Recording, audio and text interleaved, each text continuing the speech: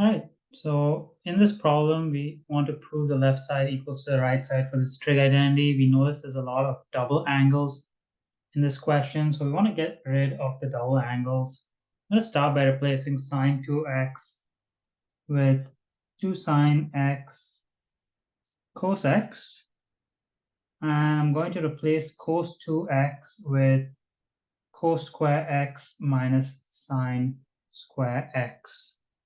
Now you had three options for replacing cos 2x, but I picked this one because I know it's going to be easy to factor and then easier to cancel off later on. The next thing I want to do is I want to replace this 1 with a sine square x plus cos square x, but I want to write it in such a way that it's going to be easy to factor. I'm going to write the sine square x in the front and the cos square x at the end. Bottom, I'll leave it exactly the same for now. The next thing I want to do is I want to factor the top and the bottom. The top is a perfect square.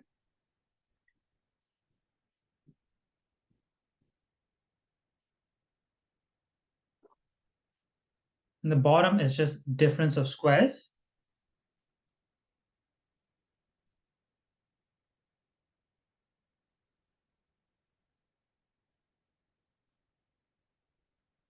So now what I notice is these two brackets are similar. They're not exactly the same, but when I cancel them off, I'll just be left with a negative, because if I factor out a negative, these two brackets would be identical. So I can cancel the square, I can cancel this bracket, and I'm left with a negative 1.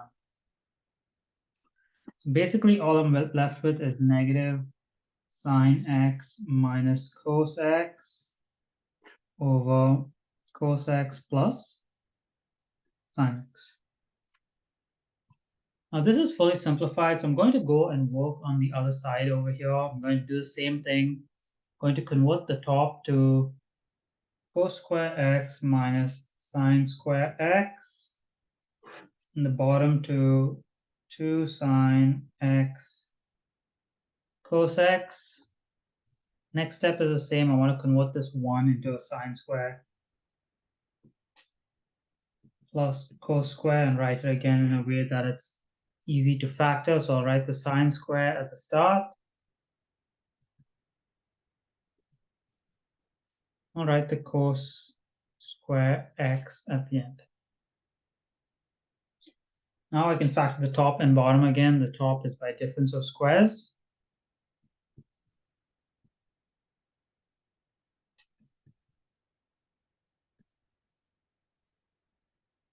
The bottom is again a perfect square. Sine x plus cos x square. Now these two brackets are perfectly identical. I can cancel the square in this bracket. I'm just left with cos x minus sine x over sine x plus cos x. If I compare these two, they're almost identical. The bottoms are actually the same. They're just written in reverse order, but that's easier to fix. If I multiply this negative into this bracket, I'll get the exact same thing as the top. So negative times negative cos is positive cos x. Negative times sine x is just minus sine x. And bottom, I'm just going to write it in backwards order, but since it's a plus, they're pretty much identical. Now if I compare the two sides, they are exactly the same.